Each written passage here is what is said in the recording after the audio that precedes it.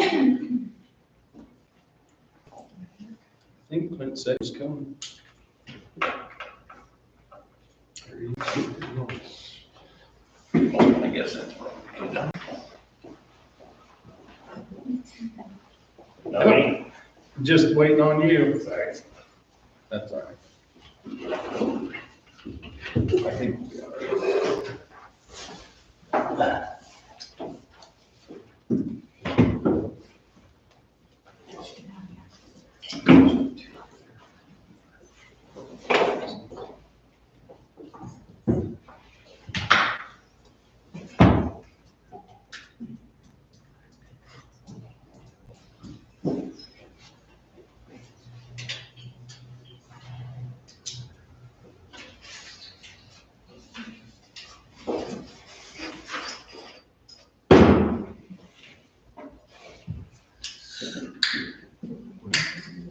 is that here?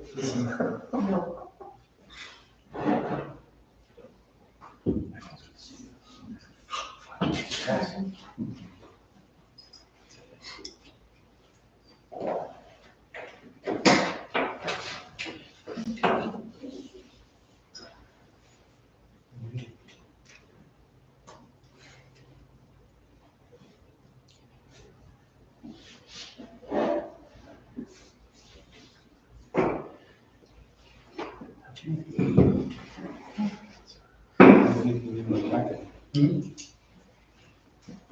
Have anything in Dropbox? Oh, I did the other day, Yeah, I got it, man. I have programs for this, I don't have anything.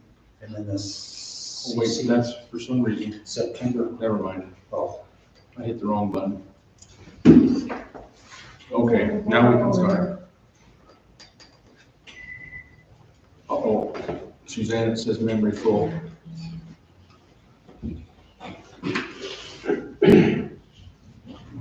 Got another card? Can I record over it? Because everything that's on there is on my computer right now. Do you want to send these I to? don't know if it will or Thank you, not. that's for our sponsors. You can have them over and I'll make a stack and get them to the sponsors.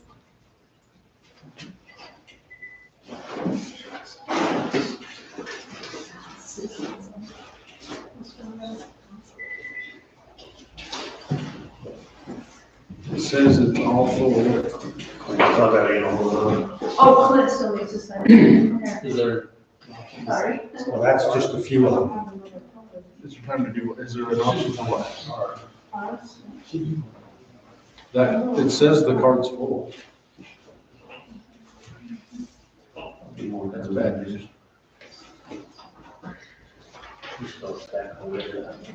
Oh, if you guys want fly swatter, I brought one. Maybe. Somebody left the door open all weekend apparently. Cool. They're bad. I came in to set up and Okay. We're recording. All right, we'll go ahead and get started. Francis City Council meeting, September 30th, 2024. Sam, will you lead us in the pledge, please? I pledge allegiance to the flag of the United States of America and to the republic for which it stands, one nation, under God, indivisible, with liberty and justice for all. Thank you. Okay. We don't have any consent agenda items, right? No. Okay. We'll go to section 3, public comment. If there's any public here that has any comments they'd like to make, in a couple minutes, go to the lectern, state your name, and go from there. That's for anything that's not on the agenda. Well, let me just ask you, just to clarify. Number 5 is not under public hearings, it's just discussion. They still have a chance to do a public comment during 5, or should they do it now during 3? It's not a public hearing, so could we take comment? Yes, but there's no specific hearing, that's correct. So either way.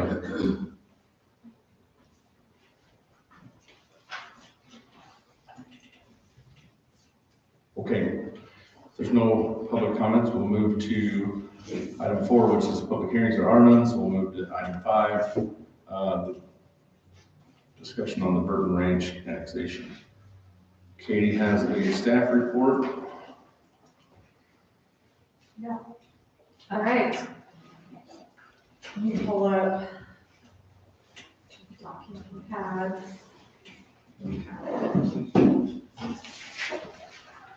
So this is, it's up on the screen, is, well, it was the Ag 2 concept plan, which is what we'll probably spend some time talking about first. So anyway.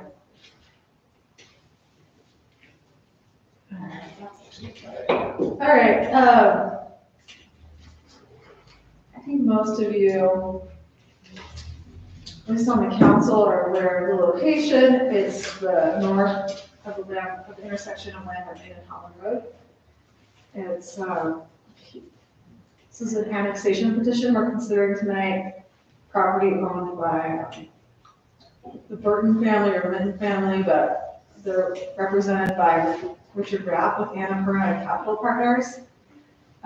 It's 3 parcels, and in total, there are 92.19 acres on the north side of our declaration area. It is within our declaration boundaries. Back in July, you all reviewed this item and tabled it. You asked the applicant to go back and look at a Ag 2 zoning concept plan and see what that would look like.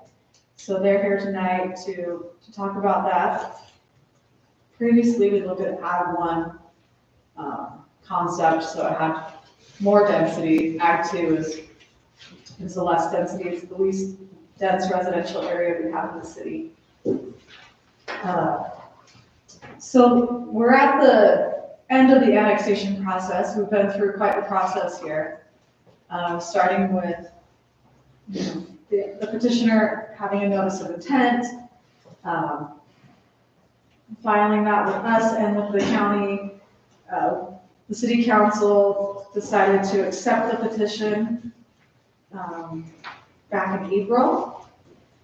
And that doesn't mean that it's approved, it just means that we're going to look at it more. So that's what we've been doing since April.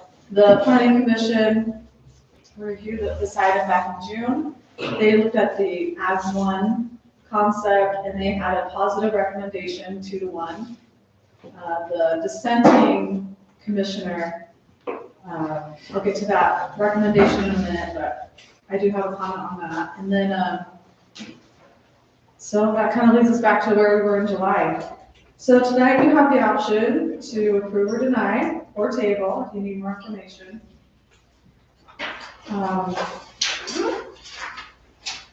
I'm not going to go through all of the general plan analysis because we've been through that back in July. If you have any questions, let me know. There was one area that I was looking at for a different project, and I realized I probably should have included this in the staff report for this one. And it has to do with the sewer system goal, which is to provide for and control all major sewer facilities within Francis city boundaries. And policy C that goes along with that says that we should maintain a 1,000-foot buffer between development and the sewer lagoons. Seems like this proposed annexation supports that goal and policy. So as a reminder, the conserved open space, especially in proximity to the city sewer ponds, is the main benefit when we consider this annexation. The property was formerly in the West Hills Incorporation area, but was excluded for the applicant's request. So another benefit, if it were annexed, is that it would be within the city's jurisdiction. Okay, let's just talk about this concept plan, because I think everything else we've been through in the past, population projections and the future road, we talked about that collector road before, the Hallam connection to 248. So we've all talked about that, but let's look at this Ag 2 zoning map. If we had Ag 2 zoning here, and we will, if we accept the petition, then we have to decide on the zoning that goes along with it. first you decide whether or not you're gonna annex, and if you are, then you gotta figure out what zoning that's gonna be. So if we have Ag 2 zoning, they're proposing to do what's called a conservation subdivision. So with that arrangement, you have an overall density of about 1 lot per 2 acres, but with the conservation subdivision, at least 60% of that is left as open space, and the remainder of the development is clustered. And so these lots are a little bit larger than the ones we've looked at before, and they're a little more spread out. We'll look at, I have a table that kind of shows the comparison, so that's might be helpful. We'll look at that in a minute. They opt to do this conservation subdivision if they're annexed, then they do get a development incentive, which is 20% in the action zone. So looking at the property, that's 92.19 acres, that allows for up to 46 units, plus they have 9 incentive units. So the maximum allowed would be 55. And that is exactly what they're proposing, is 55. There is also an existing home and a barn on the property, so we might have to look at how that fits in with the 55. They probably have to take out 1 lot because of the existing home, they're gonna keep that.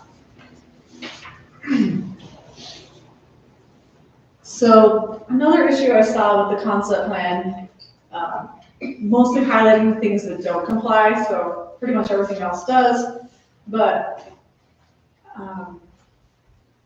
there are some country lanes or shared driveways, and they're not the width of the standard city right-of-way. So our standard right-of-way is 60 feet. That includes 30 feet of asphalt and then 15 feet of shoulder on both sides.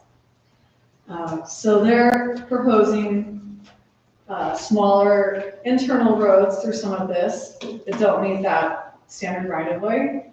We have allowed that in some places in the past, but they have to be maintained and plowed by the HOA usually. So anyway, the lots 29, 36, 37, and 40, they have this kind of shared driveway situation, and they don't have any frontage. So, for example, this is one right here, 37, it's right in the middle. In Francis, we have a code that says you have to have frontage on for every house, every house has to be on some kind of road, right? If it's a public road, that's fine, private road, that's fine too.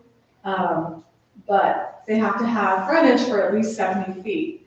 Like about 37 and the other ones I mentioned, they don't seem to have any frontage. Now, this concept plan is not set in stone.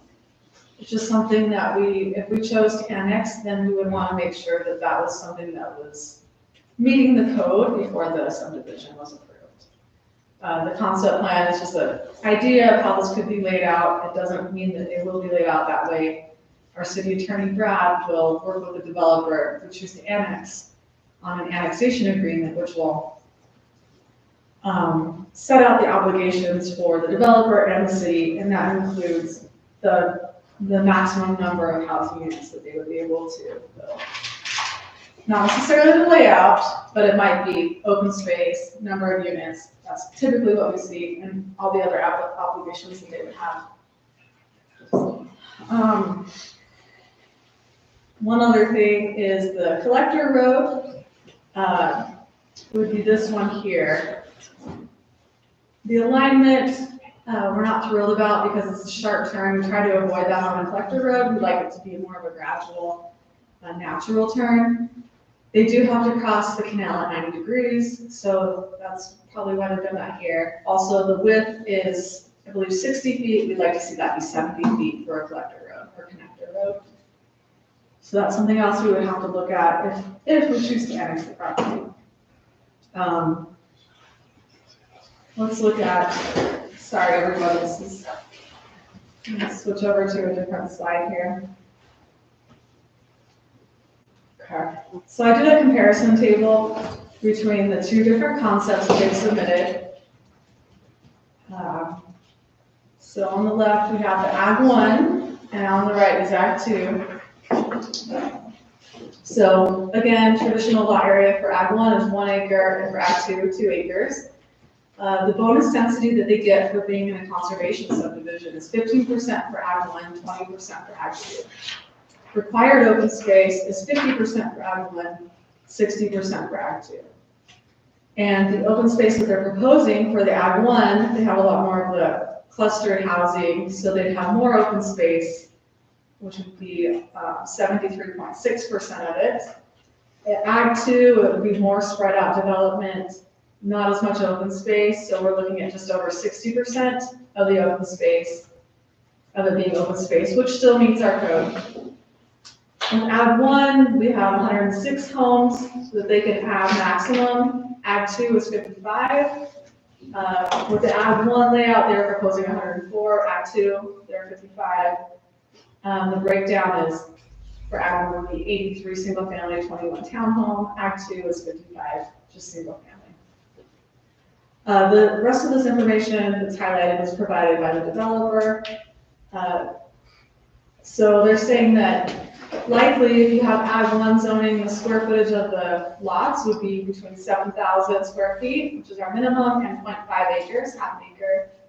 If we have the Ag 2 zoning, they'd be larger, 13,000 square feet to 1.2 acres. The average home site would be 2,000 square feet in Ag 1, larger homes in Ag 2, they're saying 3,000 square feet.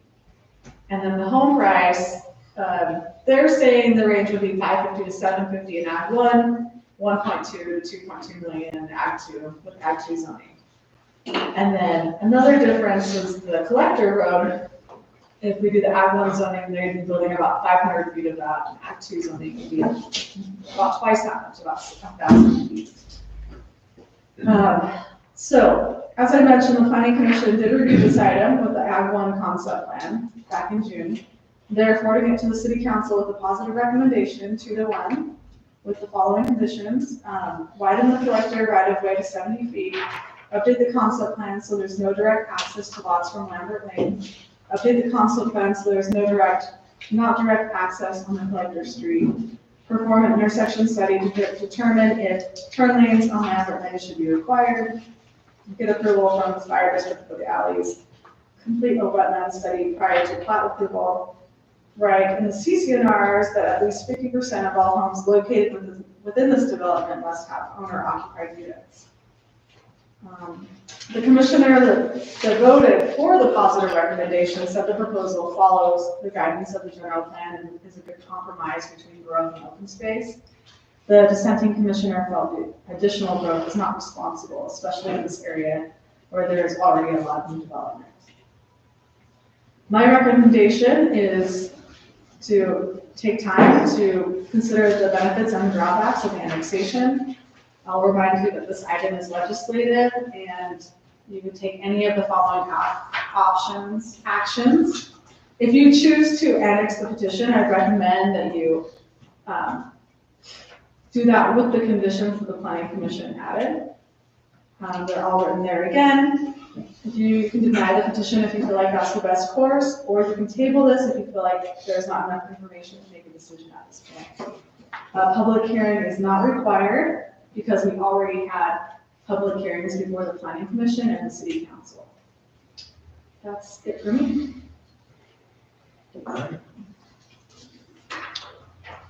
Questions, concerns, comments from, well, actually, sorry, the applicants are here. Do you guys have anything to add to that?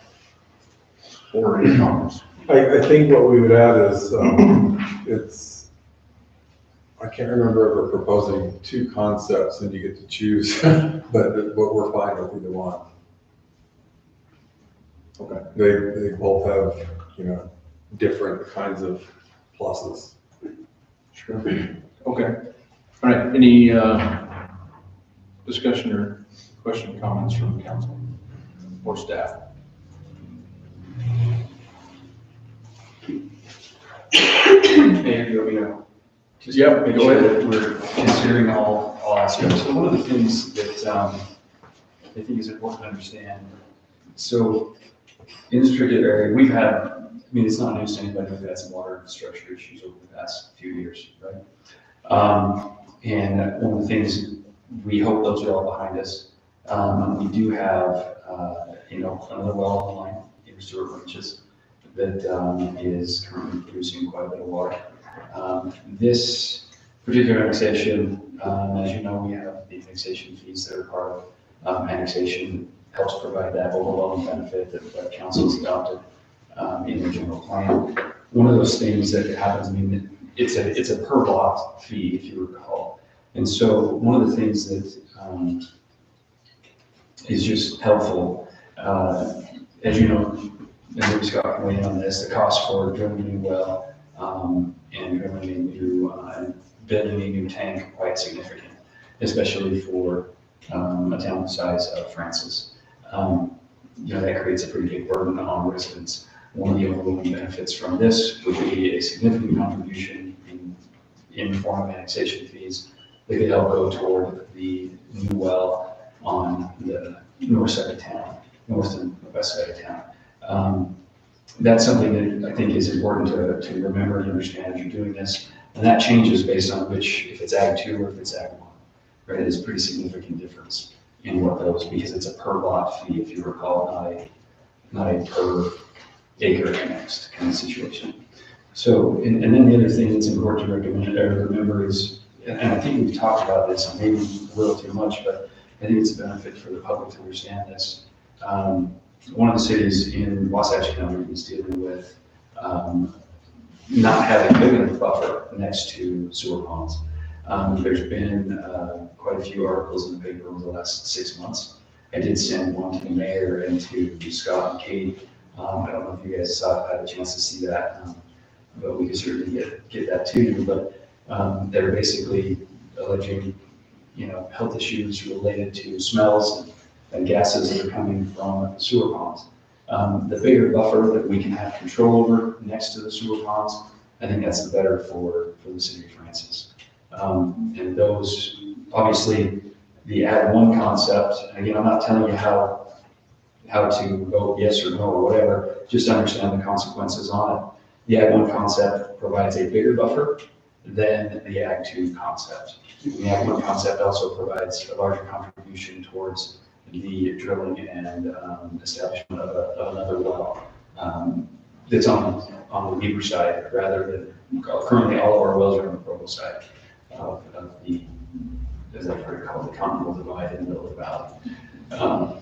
But I think those two things are kind of important. Scott, maybe you could weigh in on those if you have thoughts on that. But I think those are part of this overwhelming benefit. And that's for you to sort of, that's enough of an overwhelming benefit, but I think it's just important the public understands that. When we're looking at this, in order for the residents to cover the cost themselves alone without, as a tax increase, would be not just significant, it would be beyond significant. I didn't do the math before we figure out what kind, but we're talking about $2.5 million to drill a new well and put up a tank. Is that about right, Scott? Yeah. And our annual budget doesn't come anywhere near that. So, and that doesn't, so we don't have, there's no question we don't have $2.5 million to build a new well and to build, but there is a benefit from these, and I've heard the argument, and I just think it's important to address this as well. I've heard the argument that, well, we wouldn't need a new well if it wasn't properly developed. And I appreciate the argument, but we do need a new well, notwithstanding, because we currently don't have all of our, as I said, are dependent upon the Provo side. We have nothing on the Weber side, which allows us to diversify sources and allows us, if something fails on, the south side of the city, we would have another well on the north side to help remediate and help back up. It just creates an additional source of redundancy for our water infrastructure. And I know that Reedy residents have had issues, and we've all had issues with that particular thing in the city of Francis. So, hope that's helpful. Anything to add, Scott? Yeah, in addition to the water, we've got the sewer. This development is right next to our sewer ponds. It would allow us to control having the open space, 1,000-foot buffer we talked about. But as part of our plan, in 2035, we have to have about 160 acres of ground that we irrigate with our sewer. We have about 80 right now. So in the future, we're going to need to continue to work with people like Wade Leonard, where we irrigate on his property. We have an agreement to work with him. We'd have to go out and find some other ones. Whereas if we were able to control this, we could add this to our collection of property that we could get rid of effluent on rather than have to go find somebody to, and the further away that we get from our ponds, the farther we have to pump the water. This is right adjacent to our sewer ponds. Pipe could easily be extended onto it to get water to it. So that's a big benefit. And like I said, if we added that extra property, that's just less we have to go out in the future, and we can't go out and buy property because it's just way too expensive. We have to go out and buy 80 acres to irrigate. So it would be a benefit, and also it would help us provide the buffer from the smells and things like that. Depending on where the wind blows, people could smell it over 1,000 feet away. But that's kind of what the state recommends, is that you have 1,000 feet just to kind of keep away and keep the protect the ponds from, people are going to complain anyway, but it'll help not to have homes right up against that. Okay, thank you. Any discussion, questions, comments from council? Well, I have 2 questions and a comment, and Scott answered pretty much both my questions, but I'm going to reiterate it again. And I know the answers to these, but it's mainly for the public and to bring it back up. So what happens to the water once it gets to the sewer ponds? It doesn't just sit there. Like Scott said, we have to irrigate it, we have to get rid of it. The sewer pond is not the end of the line. So that extra acreage right next to it is a big yes. We need it, and if we decide not to, how much would it cost to put a pump in to get our sewer water away and out and away? And that's into the millions. So, and my last statement is, do we really want bigger homes with bigger lots? Which I think is just gonna bring second homes in. It's gonna not have permanent residents here all the time. It's gonna raise all of our taxes even more because of the size of the house that they put on. So I'm just waiting all this out and voicing it so that y'all can hear it and know what my concerns are, so. Thank you. Okay, anyone else? Anybody else? Sam? As Katie mentioned earlier, this has been going on for a couple of months. We've been discussing this. And in those discussions, questions were raised. The one that concerned me the most was I asked the 2 gentlemen sitting here what their plans were if we did not annex this in. This is their 3rd trip. Understandably, they want to develop their land. They have other options to go next door to us if we don't annex them in. There's no guarantee, based on the conversations we had, that they would enter into a conservation easement agreement with this other entity. We're looking at 2 concepts here, 104, 55. If they develop that whole 92 acres, staying away from the 1,000-foot requirement from the state, we can end up with a couple of 100 homes in there. Not saying that they are, but they could. So in my mind, I'm trying to rationalize what is best for the city of Francis. If they're going to annex in somewhere, they're going to build. Is it, from a personal standpoint, unlike you, everybody sitting in that audience, I don't want to see any more development. But I can't take my personal opinion and base that. I got to do what's best for the city. is it best for the city to either go with one of these two options with a minimal amount of homes versus if they develop the whole 90-some acres? Still gonna have the impact of traffic. We still have the considerations, all the questions that have been raised for us, we still have that, but now you're gonna have a lot more homes. So, with that, that's where I'm wrestling. Not sure yet, where I'm falling, but that's, like I said, like Sean said, just like to get it out to the public to know where we're coming from and where we're thinking. Okay. Yeah, I'd probably echo a lot of what Sam says about my personal preference against what's best for the city. But to address Shanna, your comment about the density, I mean, this side of the city is getting built up and built up and built up, and I think if we're gonna approve or pull in more residential, which I think we're oversaturated with anyway, I don't see how we could do more density. The 55 is way better than 105 in my mind. It's a much better compromise. We get kind of talked to about our general plan, preserving the rural feel and all that stuff, and I think that the Ag 2 accomplishes that better, plus it's more in line with what we've got set as our annexation declaration and our zoning forecasting. So I definitely lean more toward the Ag 2 personally. You talk about the benefits, we've heard about that. The sewer ponds is an issue. We went out there with Scott and looked at it. Not really something you probably ever think about before, but big lawsuits going on in Midway. We want to avoid that for sure. And we do have to put that water somewhere. So you don't want to pump it across the valley if you don't have to. I do like you know, with the willingness to put that connector road through, just with the concept plan, I see that it's at least being thought about or discussed, so that would be a benefit that I would like for that as well. I do have concerns. Katie touched on a lot of them about kind of connector road going through neighborhoods and having turns and stuff on it. Seems a little dangerous to me to have kids playing in the street, maybe having that main connector road running across their driveway and stuff like that. And then the Lambert access, Lambert Lane.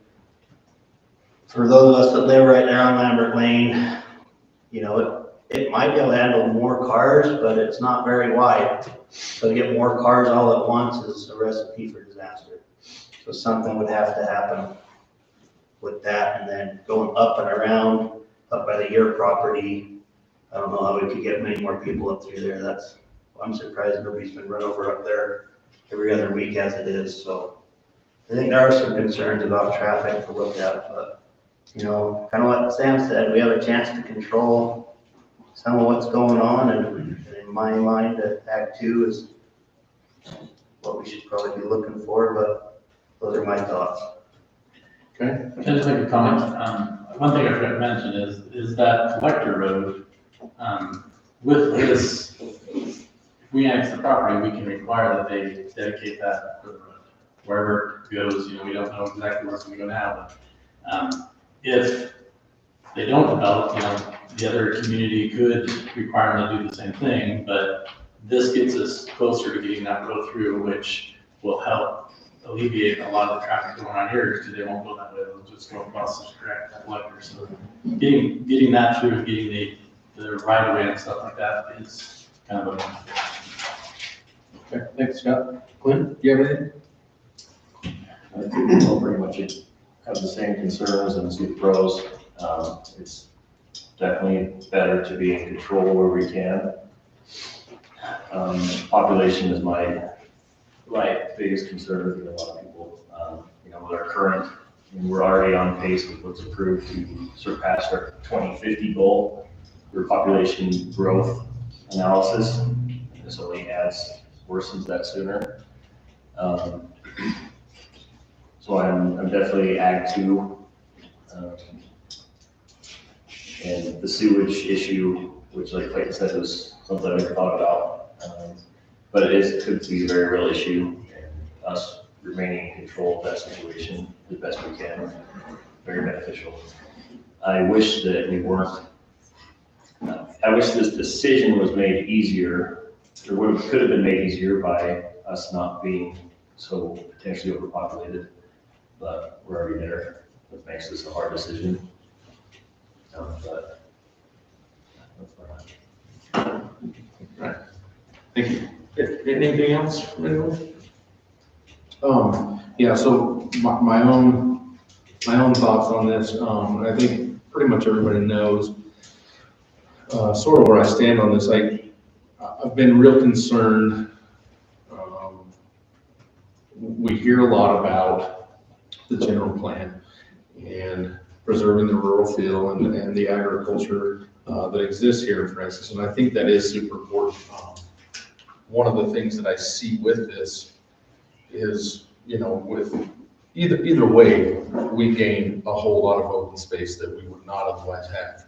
And I've been wrestling with this idea of 104 homes or whatever. And I don't love any of that. If I could have the perfect world, I would say, just give us all 90 and, we'd be in good shape. And we could save it and it would be wonderful. But I know that's not realistic. And I also know that basically there's no other world in which, whether it's the 100 lot concept or the 60 lots concept, there's really no other world in which someone gives you 73% or 60, or whatever it is, 60% of the ground that they're going to build on, or that they have the ability to build on. That's huge, and that's something that brings me back to this wrestling match that I have, and saving that 73%.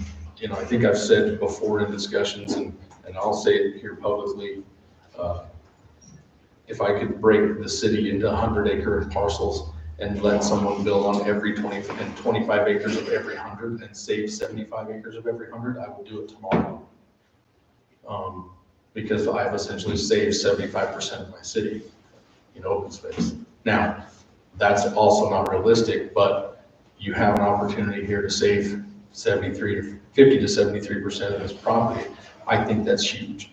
And the one way we can do this is by doing this annexation. Now, we can have discussions about the concept and the layout and all of those things, but preserving that ground actually turns it into almost 100 of open space because it abuts R40. To me, that's huge, and I don't know if there is a better way, or if there is a better benefit than that. And it comes with a hell of a compromise that I really don't like. And there are some real concerns. Lambert is a concern. Whether or not we can start to widen that road or do some things like that. I think those things should be looked at. I don't know what the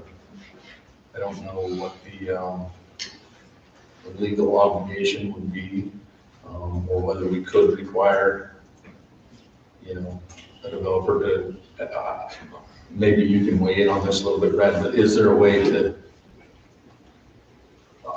to me, it seems unrealistic to require a developer of a small piece of a couple-mile road to do the whole thing versus a section or something like that. I don't know what the legalities of that are, but it concerns me.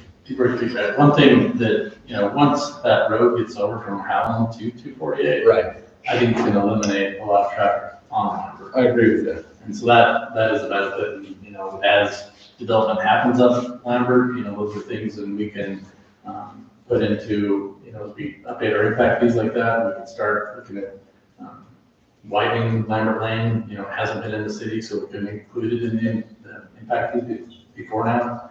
But as it comes on, we could add it in to get that widened. Sure. Well, and to be fair, I honestly, I don't know that it's even fair to, you look at this from, you put yourself in the applicant's shoes a little bit. They give up 73% of the buildable space on the property.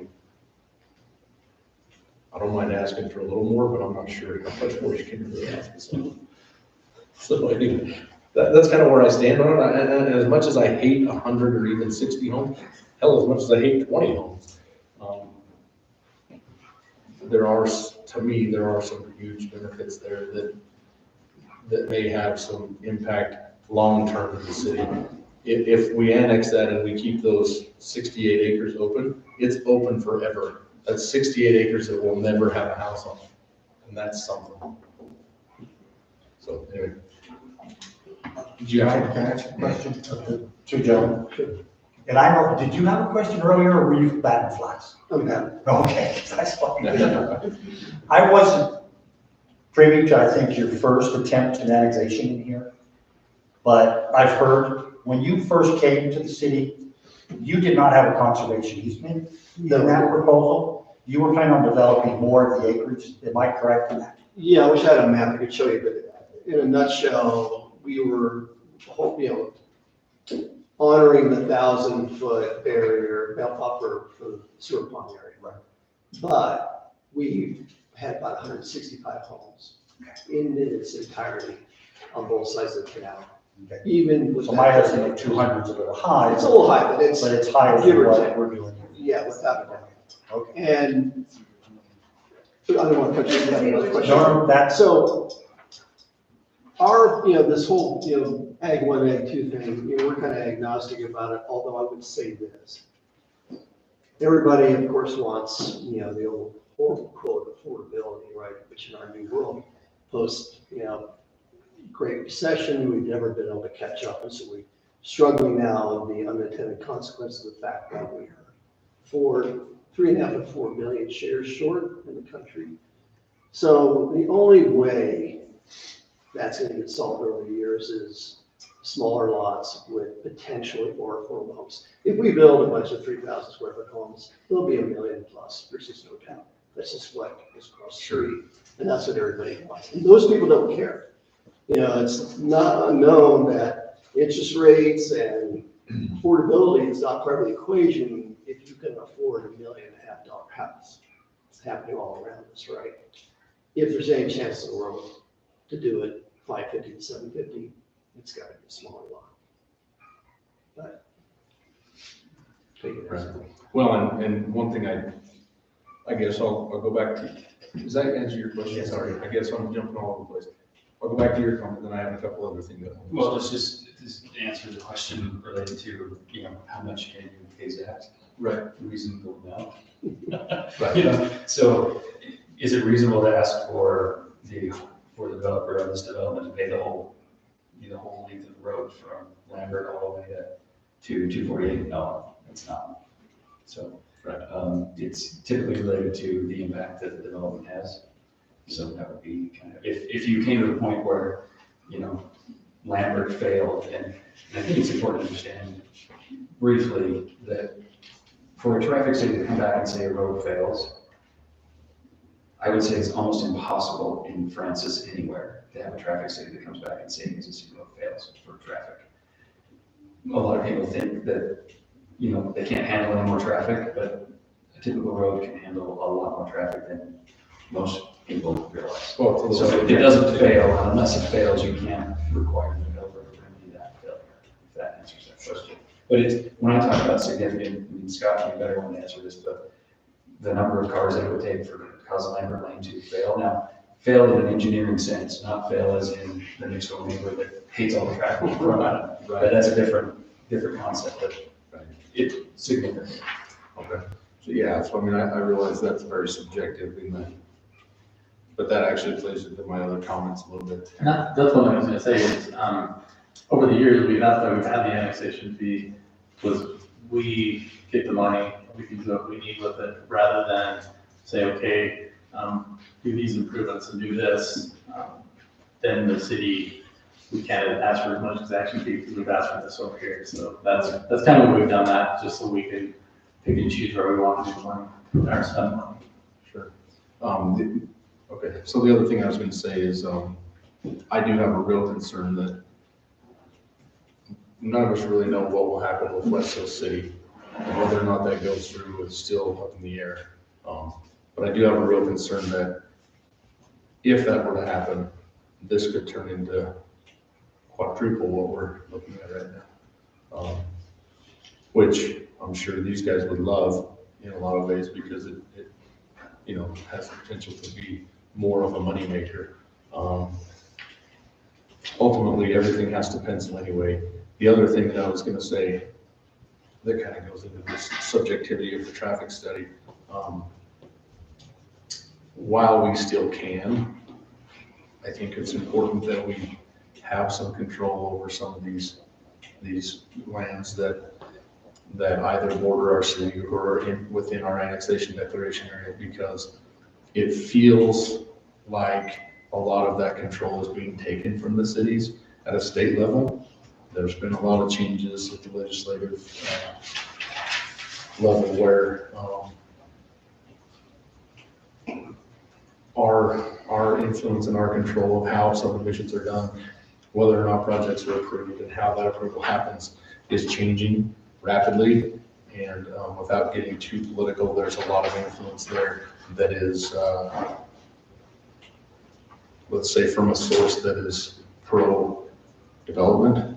And so that is also a huge concern that I have.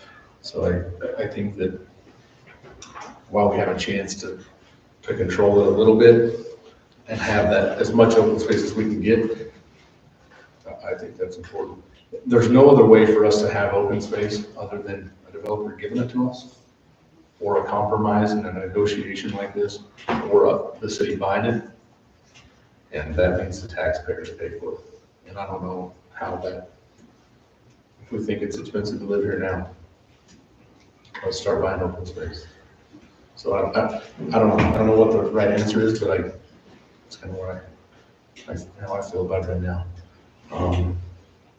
Okay, so one thing we talked about at the start of the meeting is I probably shouldn't do this, but is anyone opposed to opening it to the few public that are here for a few comments? I think we should respect them for showing up and allow them to speak. Agreed. The reason I say we shouldn't is because it's not a public hearing. I realize. It sometimes opens a can of worms, but I also feel the same. That there's some people here, I know they have some things to say. And so, I'm angry. okay. Can I ask one question? No. Sorry, I'm going to. Planning Commission, Katie, this list of recommendations from the Planning Commission. One of the items, update the concept plan so there's no direct access to the lots from Lambert Lane. How would that impact? Then everybody's going to come off of 248. No. No, It's sorry. Do I understand that wrong? These few lots right here. Driveway Would have driveway access off of Lambert, Oh, okay, versus having access in here. got it. Okay, Exactly. okay. That's it. We just, Again, I misunderstand that. we try to avoid having driveways on a collector road, which Lambert is a collector. And Okay. so some of these lots do have driveways right there. Got it. So try to avoid that. Okay. Okay, I'll go ahead and take a chance here. If there's any public comment, go ahead. I'm a fisherman, I like worms, but I'll try and eat when you can. My name is Jeff Falkman, I live at 915 Village Drive in Francis. My biggest concern is I know engineering wise, Lambert can't fail, but you can't have your kids ride a bike down the lane. Can't walk your horse down there, you can't ride, it's barely big enough for 2 cars. If there are more people here, we probably get at least 20 of us that have slid off that road in winter. Can't stop development, I think it's great that they're giving some open space, but we really need to look at the safety of the residents of the city, and I think adding double the density and double the traffic is just not prudent for the safety of our community. Thank you. Thanks.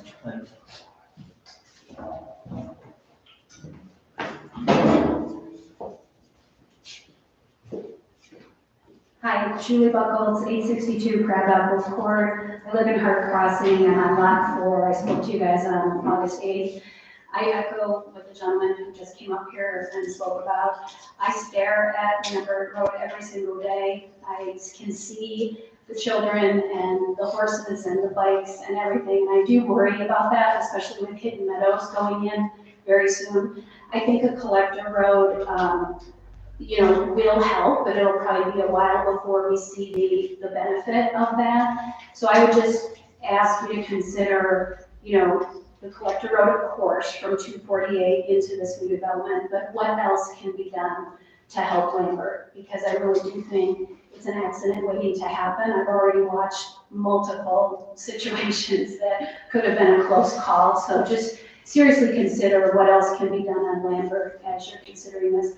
I'm all for an Act 2, scenario. I'm not standing here saying, that we shouldn't bring more families and people into the community, but the high density that was proposed in sort of the earlier one kind of concerns me, especially with Lambert Road. So that's it. And then just the wetland study. Nobody brought that up yet tonight, but I would hope that seeing as the Planning Commission did make that a part of their recommendation, that will happen, because again, I also do look out at the land and see how wet it really is, especially at certain times of the year. So just would encourage you to please make sure that happens. Thank you. Thanks.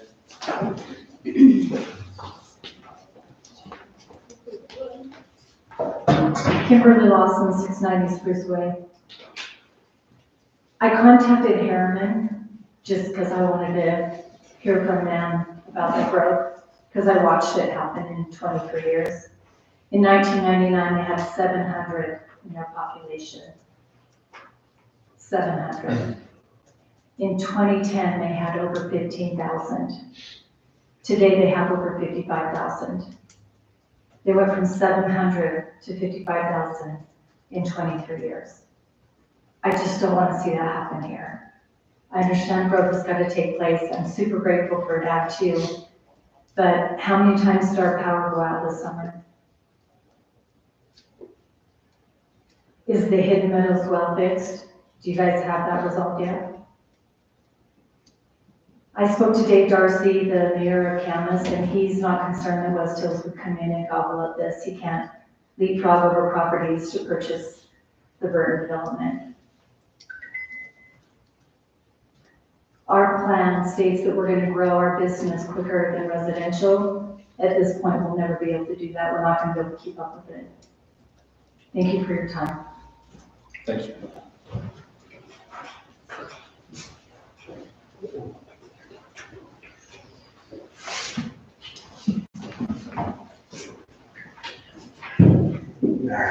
Riley Atkinson, 355 West Lambert Lane. It's already been talked about the safety and the concern of the road and widening it and all that. You guys all know about it. Another thing that I would point out is I work for South Summit Fire, and there's been many times where getting to Hallam for any type of emergency or the top side of Wild Willow is difficult, especially if we need to quickly get to Park City Hospital. And so I really like the idea of a connector road from Hallam to 248, not just to hopefully bring down the traffic on Lambert Lane, because I have also been, put risk of an accident walking my dog out with my wife on Lambert Lane. That road's not wide enough. Bringing emergency vehicles up that road is difficult, and so that's my thing that I'm most concerned about is public safety and my own safety for my own family on Lambert Lane. That's all. Thank you. I guess I'll go. Well, you just did well. The worms are all open. You're here. My name is Justin Champion. I live at 1899 South Ashport. I think you already knew that. Those of you who know me know I'm incredibly pragmatic. I'd love to insert my personal feelings into this because, frankly, Act 2 is better for me. Just personally, it's better for me.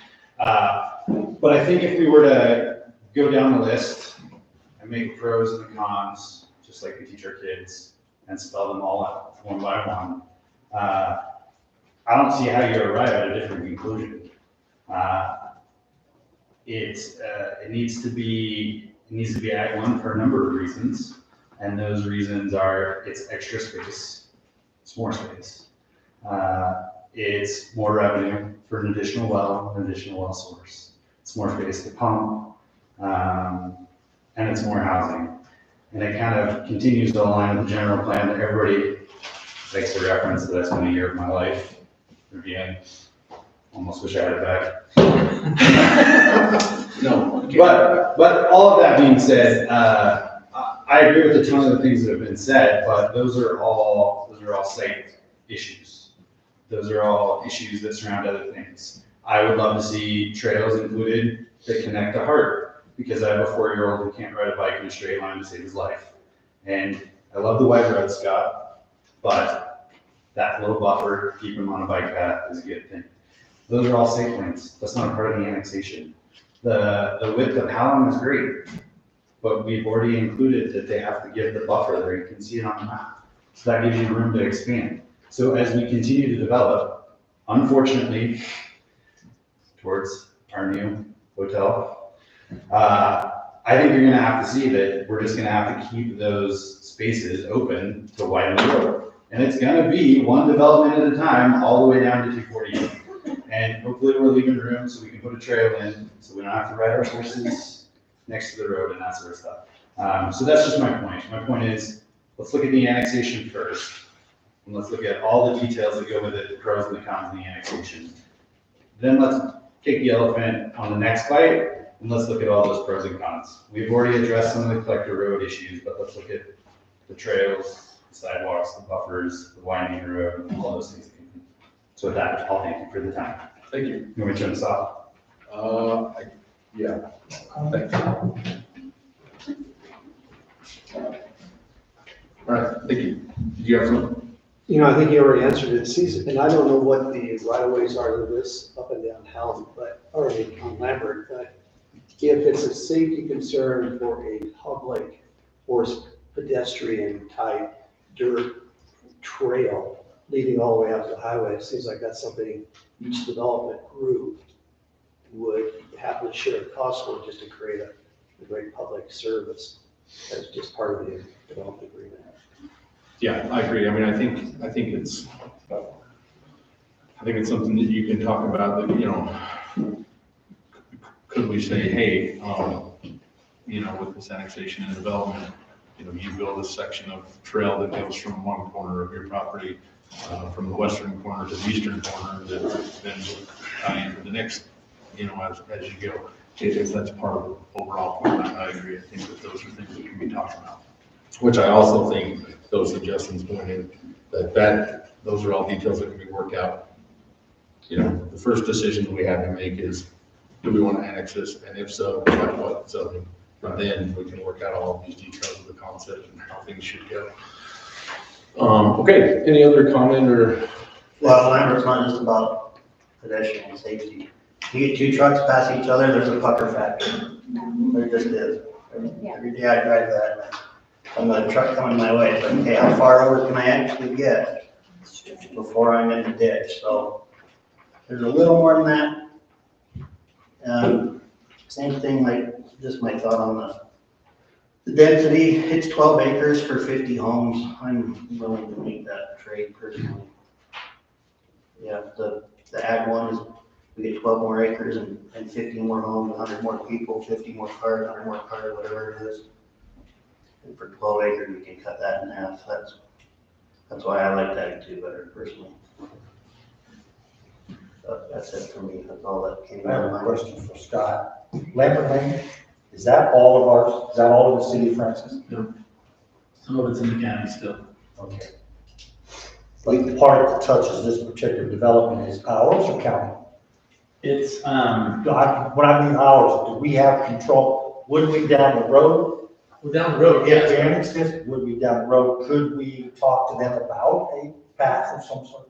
Yeah, we could talk about, definitely talk about a path in front of their property, but we can't talk about the neighbor require them to do something across the neighbor's property. Okay. But we could look at something on their frontage. The county, right now, we own to build a road, from Hallam up. If we annex this, then we'll own on both sides of the road, so we'd have full control of Lambert Lane for that short section there. Got it. But the rest of the road up, we don't own the whole road until we hit, Village of Lambert Lane. And that's where we widen the road already, because that's where we know. So as development happens on the west side, if that ever happens, we could require that. I don't know if the county, if they develop what they would require them to do. But, right now, we don't have control over that. I had one comment for Scott, something I was thinking of. I know everybody is, either the Ag 2 or the Ag 1. Is there an in-between? Could we say Ag 1 and the development agreement say, this is the max unit you can put on, say we want to, instead of have 60 homes, we want to have 70 or 80 rather than 100. Is that something that we could work out? We don't have to, do we have to go Ag 2 or Ag 1? So yes, I would recommend including that in your conditions tonight. And then we can work that into the annexation agreement. I've said it before, this is, if you approve the annexation, then we have a lot of ability right now to have conditions, and as soon as that is done, then we lose that, and they just follow the code. So if there's anything you'd like to see, like trails or widening, that isn't necessarily a requirement of the code, then this is the time to do it. And we can write it into the annexation agreement if it's part of the conditions.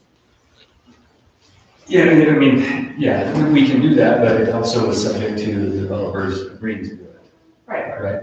So this is, yes, we approve the annexation, subject to entering a annexation agreement, Mutually agreeable. mutually agreeable annexation agreement, right? So, I mean, you have options before you tonight. You can approve the annexation and then set the conditions to come up with a reasonable annexation agreement. And that could be as easy, that could be your motion tonight. And it doesn't decide anything on the concept plan. I was going to my question, if we agree to the annexation, can we word it in such a way that we table the size to Well, an you don't have to, just say table that the we, small concept? that my recommendation would be, if that's what you want to do, if you're not sure on the density. I think one of the things that's at play here is there's a significant cost across the canal. Right. That's why the original first, layout was everything on the other side of the canal. Because there is a significant cost to go over that. It's just not cheap. It creates an additional cost for the developer. So, you have the ability to approve the annexation subject to a mutually agreeable annexation agreement, and that could be as far, and then subject to the findings of the planning commission. You can do that, and then that means staff goes concurrent with the developers. Mayor. Could you do that, but also say the density would be somewhere between 55 and 105? So there's a floor and a ceiling? Yeah, absolutely. Yeah, I mean, it's like, yeah, you could bring in those numbers and say that's the, one of the things that I think you're gonna have either way, or if you pick one of these plans either way, just the way city code is written, there's gonna need to be some flexibility. So stick with the subdivision conservation floors on the requirement for open space. Because there needs to be some flexibility to account for road widths, and that's going to change, and they may have to cross the canal anyway, even if it was just to get the number of units. Regardless of what it is. So if you go that route, is it important that we put a zoning on it though? Because we don't have a zone of whatever. Right, so you would have to say, you would have to say, we will annex it at Ag 1 with A maximum with of a maximum of 104, 105, and a minimum of 55, but but leave some room for negotiation. Does that make sense? I'm just wondering if we have to label it with a zoning. With a zone. I think you would have. It's helpful to staff if you do. Yeah. Right, well, that's what I'm saying. I think you about have to. I think, we have to assign a zone as soon as we annex something in. Right. When it goes through the whole process, we have to assign a zone. That's where the conservation subdivision has the trigger for what the units are. So it would be really helpful now, in the annexation agreement, we could change, we could tweak what we normally allow, that might be an option. But Yeah, I mean, you can negotiate anything in contract, but you gotta have both sides agree. right? That's true. So once you determine, like if you said add 1 or add 2 tonight, you're setting the floor and a ceiling. If we said Act 2, we can't go over the 55 units, right? If you said Act 2, you're setting the 55. But we could negotiate down from Act 1. I would set that, I would. I don't know, I'm just. I would suggest let's make it easy for staff. Choose Ag 1 or Ag 2. That's what I'm saying, so if you say Ag 1, and then have some room for negotiation of. If you feel strongly that you So don't want 106, you could get then put 104. that in there, because I don't know, I hate to get down the road too far. Once you set the zone, there's permitted and non-permitted. Unless it's in the contract. Unless it's in the annexation. Well, you have to enter into a mutually agreeable.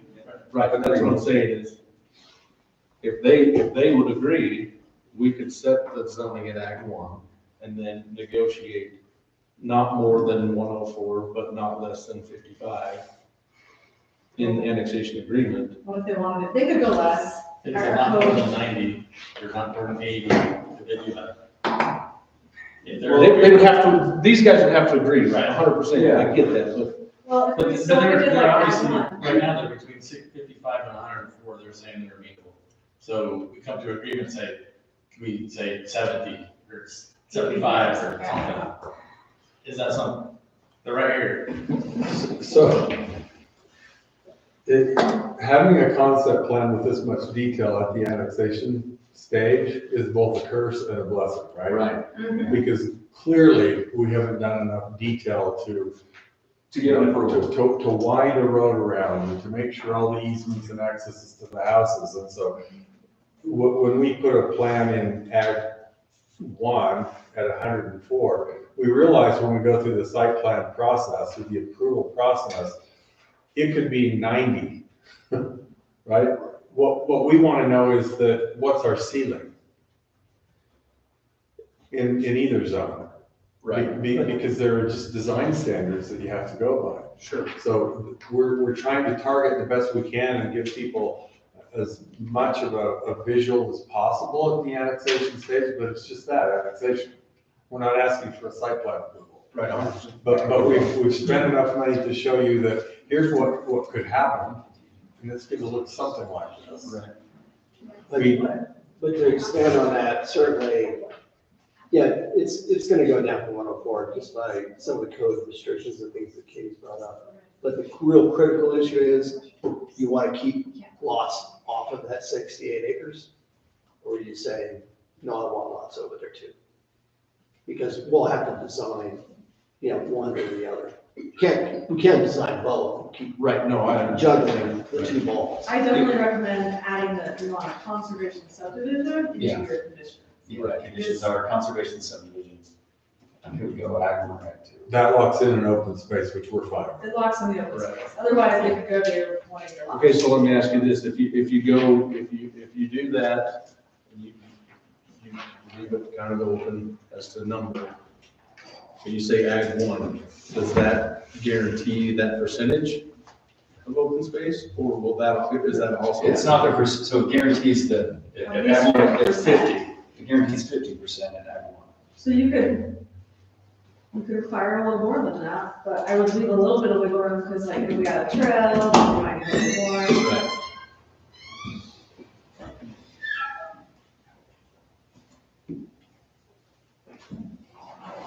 So that, the Ag 1 sets a floor of open space. The Ag 2 sets a floor of open space. And then, Conservation. Sorry, right. in a conversation. Conservation subdivision sets the floor of So, open space. remind me again what the percentage of open space required in Ag 2 is? 60. So 60% in Ag 2. But on the concept proposals, Right, that's my. again, I don't want you to get stuck on the 73, because that's not gonna be in the contract. There will be a number in the contract, but it won't be until, it'll be conservation subdivision, no more, if it's Ag 1, no more than 140 units. Right, and at least 50% open space. You could set we don't have to do a percent, you could do acreage if you want to Yeah. get that in there. It's set acreage. there's a lot we can do in a contract as long as we both agree. Yeah. Well, that's where like, I'm comfortable, like, I could vote in favor with the 68 point whatever as open space. That's a bigger portion, that's what we're really talking about in these two concepts, right? And so, for me, I could get behind the 68 acres. If we Obviously, put trails that- would count towards that. Right, if we can get that in the contract or the annexation agreement. If it's based solely on the percentage required by the zone. By the conservation. By the conservation subdivision was in that zone. And so, Right. together. Then the 60% is higher, right? But if we can label it with an acreage. Well, you could ask them. Yeah. Are you willing to do 60% on Ag 1? I mean, the concept plan. Well, I mean, right now they're showing 73%. Right, but it doesn't comply with a lot of our roadways and things, and driveways and all those things, so it's gonna have to be changed from what it currently is. They'll have to comply. Right, but my argument, here's my argument. And because they're here, this is a question to both of you.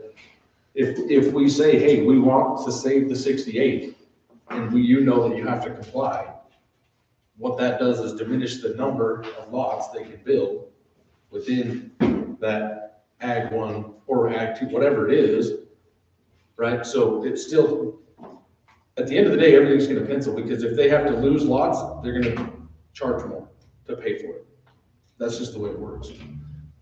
So that's my question. If we can say, can we keep the 68 acres as open space, and then you guys still comply?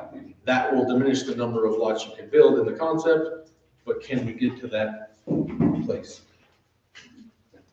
That's what I'm like. That's That's doable, okay. because I think we're kind of curing two issues, right? You want the 68 acres. We would rather not build bigger lots, which takes you out of the affordability category. Right. We'd rather not cross the canal and add a bridge and everything else that goes with it. So if it's, the percentage numbers are just by accident what they are. Sure. 68.2 acres is just a percentage of the 92. Right. It doesn't maybe match the code number of 50% or 6%, whatever they want to do. Sure. But if it's just to lock in the open space 68, that we can do that. Which is kind of what I think most would rather have. And not worry about the percentages. We'll work within the confines of whatever code will allow us to do on the 26 acres that we would be developing, owing to the fact there will be some setbacks and some road widening, and there'll be a trail system that has to, be included into the whole plan. That won't be so egregious that we can't make it work. It's just we're not then putting anything on the 68 acres. Right. And we're living with whatever we get, which could be 85, could be 103. But Just depending. we just don't know. No, I agree. So I mean, And at that point, we're building a bridge. Yeah, to connect that road and build bridges on us. right, but Scott? I guess I don't know, I've kind of looked at this plan, and I think it would almost be beneficial to, on the Ag 1, or this plan here, is to put some homes kind of down in that corner, that way we get the road across the canal, and we could maybe keep some more open space, maybe those two lots that have to access Lambert Lane, maybe that stays as some open space that the residents can see a little bit from that side, from the south side of Lambert Lane.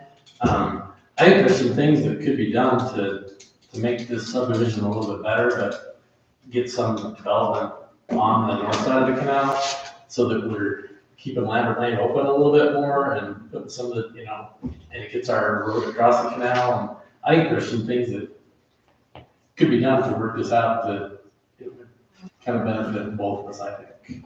So I agree with that, But and that's why I'm. depends on units. That's why I'm trying to figure out, okay, how is the best way for me to approve this annexation and preserve as much possible open space?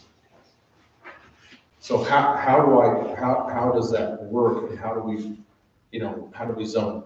Do we zone it ag 2? Well, ag 1, you get a minimum lot size, right? That's lower than ag 2. Right. So by definition, you're gonna have more flexibility in ag 1 than you would in ag 2. But you also have a higher potential number of homes and a lower potential amount of open space. Right. Unless you condition that a different way. But we've got to label it, we have to zone it when we annex it. That's the real problem. We do, yeah. So, okay, so how then, I mean, I don't know how the rest of you are feeling about this, I'm just thinking here, for me, I want my cake and eat it too. That's what I'm trying to do here, to be 100% transparent. I want as much open space as possible. And that comes with the sacrifice of something being developed. And by annexing that and saving us the highest total amount possible, we're reaching a couple of goals. Is it unreasonable to say that we commit to conservation subdivision with either ag 1 or ag 2? Depending on how we go through the process and what our designs look like. I mean, Katie. No, we have to know one or the other. It has to be zoned. It triggers. We could do ag Completely 1, different and plans. then you could look at ag 2 later, but, ag 1 probably leaves the most flexibility for that. Well, the other option, I'm just throwing this out, putting the developer on the spot. So what if they split the baby? What if they split the baby and just say, okay, ag 1, but no more than 80 units? Okay, I just wrote this down. Okay. I am not making a motion. I'm just saying, will this work? If we approve the annexation with the conservation subdivision at ag 1 zone with no more than 75 units and 68 acres open space. Is that a workable? Would that work? Yes, but they would have to agree. Yes, that's what I'm saying. Right. They're here. You're limiting flexibility when you do that. I'm not saying. Okay. Do I need to put a 75 to 90 or Well, 15 to the hard 90? part is, there's a benefit to crossing the canal. Right. And if you leave Yes. 68 acres as the floor, the minimum that has to be maintained is open space, Okay. you're not gonna get across the canal. But we could count, there's Could do open space 10 on the front acres. of Lambert. 10 acres right there that they've got those lots that we don't want people coming onto, that we could keep as open space maybe. You could have they have to have at least And 100 feet. that would count as open space. They have to have at least 100 feet off of Lambert, we're showing about 50 feet right here, so that was another thing I didn't talk about in my staff report, because we talked about it, but, it might make sense for them to just have 100 feet stretch of open space all along Lambert, and then to start their lots after that point, because they have to have 100 foot buffer anyway, and then they can count 100 feet towards it. I guess the only issue with that is who maintains that 100 feet. That is true, that brings up another. Okay, Something but- we have to discuss. Right. But Yeah, we if, use for agriculture. but if we get away from that hard number of 68 acres, which is, I've been hung up on the whole time. Yeah, me too. Um, You and me both. If we get away from that and just say, crap, I don't know how to do that. Zone it ag 1, put a cap at 80.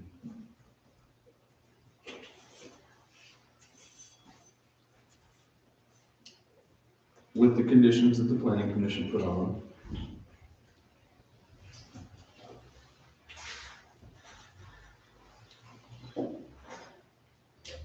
One potential option I'll just throw out there, and Brad's probably not gonna like this. We could table it, and instead of having it pending the approval of mutually agreeable annexation agreement, we could just say that we have to come back with an annexation agreement that's approved by the council to approve it. Like, we're probably leaning towards approval, but. So I think the only concern I have with that is this has been pending for a very long time. That's my concern. March.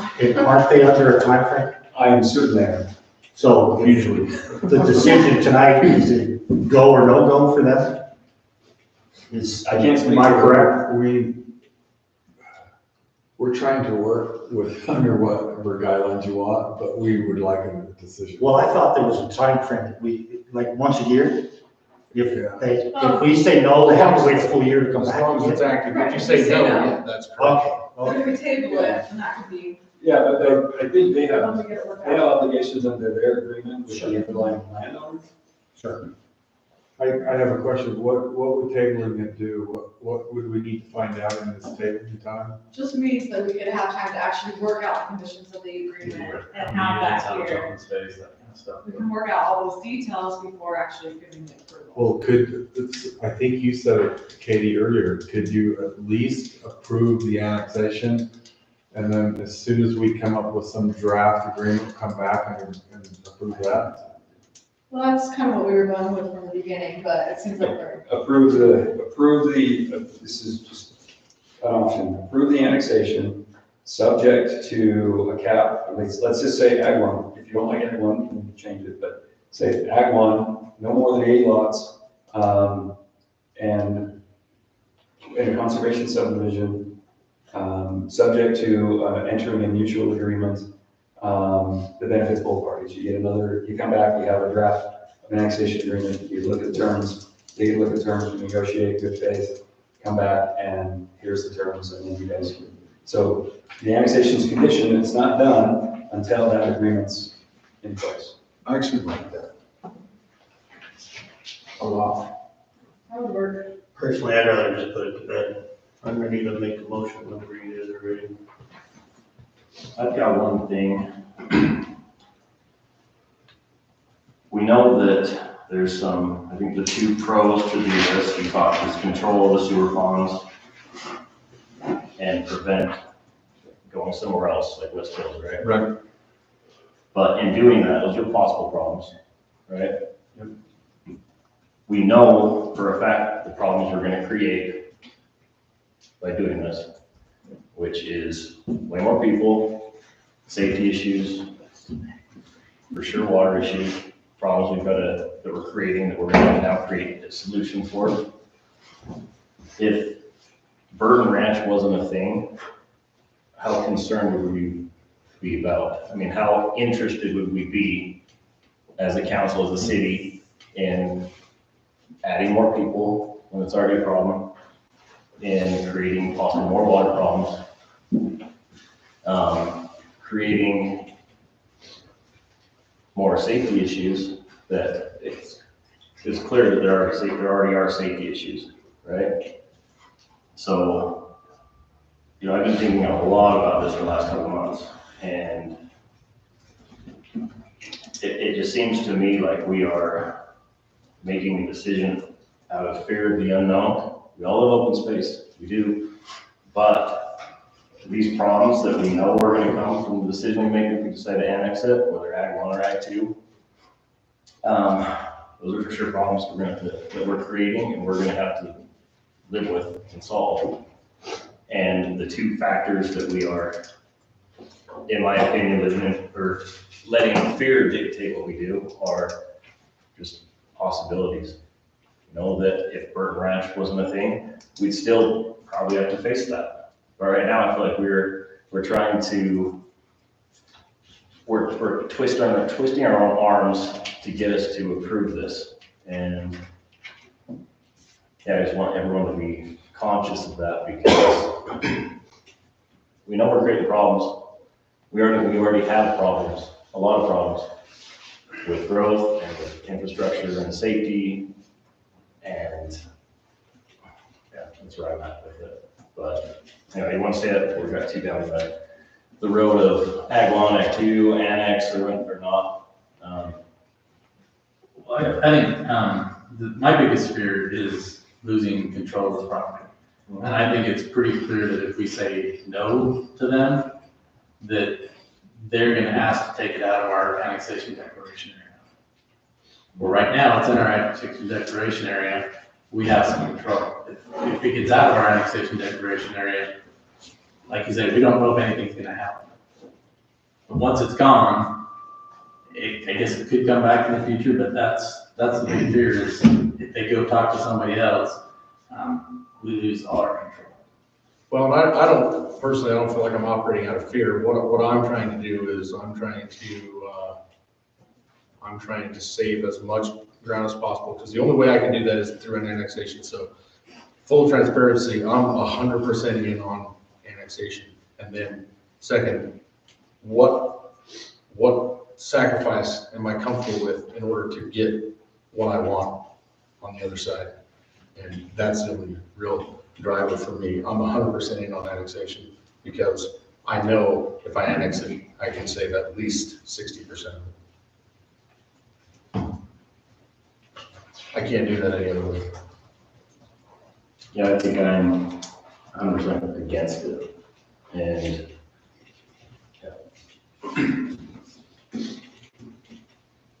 Okay. I understand your concern, Clint. I've had that same thought. If we don't, they go away, they get out of annexation. It could happen, it could be developed, like Scott said, we lose control. But is it a gamble that, as council members, to protect the city, is it a gamble that we take, we roll the dice, and we say no, in hopes that it doesn't happen? But what if it does happen? Then I think our city is worse off than if we made a decision, for an example, and go with the Act 2, we save some open space, we limit the density, because I'm also concerned with Hidden Meadows going in down Lambert Lane as well. As far as the city goes, I think we have to consider that as an impact to the city as well. So I understand, because I kind of had that same thought, but I can tell you right now, I'm not a gambling man. Okay? The last time I gambled, I got an ulcer with a $2 bet and a blackjack in Vegas. Okay? So I understand your concern, and I respect that. But again, I don't know if I'm willing to roll that dice that it would never happen. Because I'd feel worse if it did happen, and like the gentleman said earlier, their original plan 3 years ago was 165 homes. So the impact to us is still gonna be there. well, there's also a gamble that 3 years down the road, we're gonna way better build. 20 homes and 80%, you know, like we don't know that. No, you're absolutely right. But what I want to do is, I want us to be able to say, when is it gonna stop? Because it's gonna be 6 months from now, we have another situation that we're like, we gotta do this, and so then we purposely create more problems because something came up. If I had a crystal ball, buddy, we'd be looking. I know, I didn't go into this meeting Yeah. wanting to, say zero annexation, but, No, I know. I think it's, Well, just- I see what you're saying. Okay. Just to add on that too, Sam and Clint, I think I probably have a pretty strong reputation of being the no guy, right? But, No. yeah, but, like I struggle with this too, you know, and I live right there. I mean, Hard Crossing's the reason I'm at this table, because I didn't like that development right in my backyard. So I totally understand where you're coming from. And I don't know if we're operating on fear. I understand what you're saying. There is a risk, like you said, Sam. What's pushing me towards yes for the Act 2 is the collector road. You know, we can get more of that. We can get 1,000 feet of that. Okay. You know, from this table, right? And the open space with the sewer ponds, going out there and doing that visit helped open my eyes to that is a problem that I didn't think about before, that we need to take some control over and not just keep kicking it down the road and hope that maybe we get a good deal later. I understand that. Like, I would love 20 homes on this thing. I'd love one. You know, I think we all feel very similar to that. But with the benefit to the city, I just think that open space, having control of that open space and getting a connector road figured out. Because Lambert, man, that road really stinks. It's not awesome. So if we can help steer those two things, I'm willing to make that compromise at 55 homes. I mean, hearing more than that, I don't really like that too much. That's why I'm kind of ready to go ahead and do, you know, and the same thing. first time I heard this project, I was probably a big fat no, and the more I sit here and think about it and go over it, figure out what the benefits are against the negatives, I just think that those two things, I mean, that's what we're getting, and that's why I'm willing. Well, I think, you know, honestly, safety wise, for protection of the city, the annexation at Ag 2, it leaves a little less flexibility, but it provides for a requirement of a higher percentage of open space. And I've been looking at this from the 73% open space viewpoint a lot.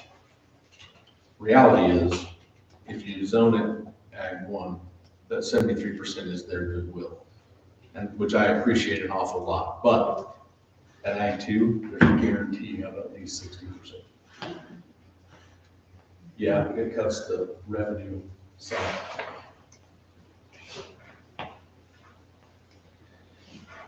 But, you know, it's a give and take. So anyway, I'll entertain a motion if someone's got it. Well, I'll make a motion to approve the annexation as a Ag 2 conservation subdivision with the recommendations of the planning commission attached.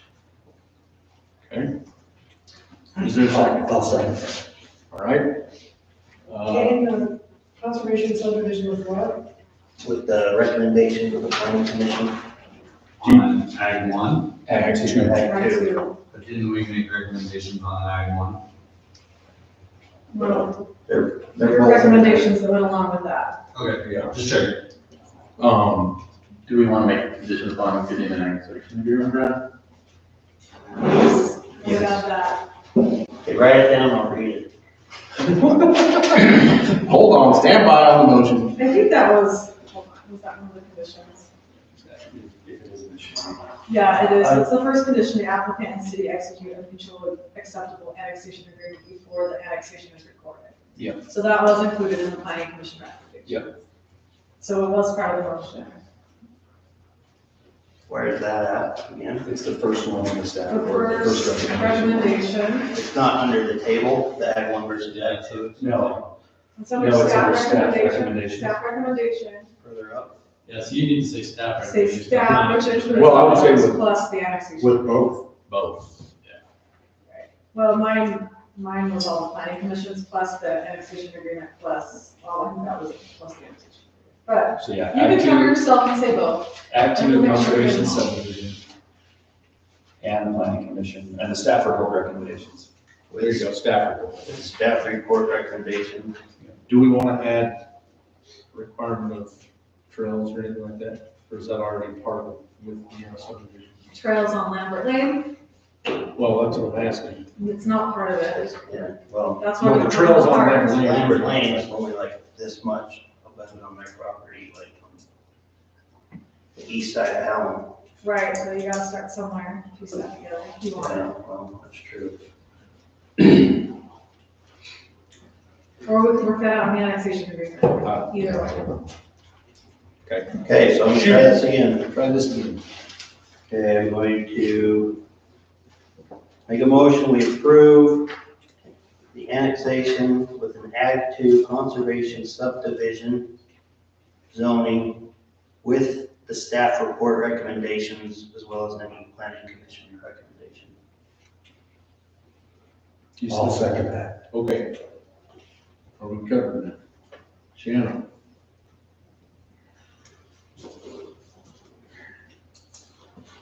I do want an annex, so yes. Clayton? Aye.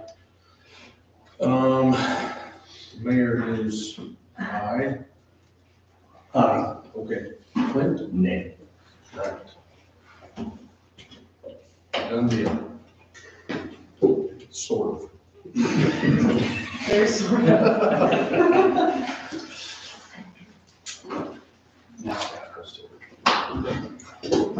Okay. Direction is always good. That's some direction. All right. Any, council planner or engineer reports for tonight? I put in a grant today for the Summit County RAP grant to get more money for the Wild Little Park, so that we can hopefully get that. Hopefully finish it. Yeah, yeah. Good job. We have that one out to bid right now, hopefully we'll get some bids on it in the next week, and then we'll have, hopefully we'll have the money to be able to do it. Perfect. So that's it for me. That's the nature area, but cool. All right, I would like to make a motion. Mayor, real quick, do you want me to address that other issue? No. I would like to make a motion that we enter closed executive session to discuss, purchase or exchange of real property. I'll second that. Okay.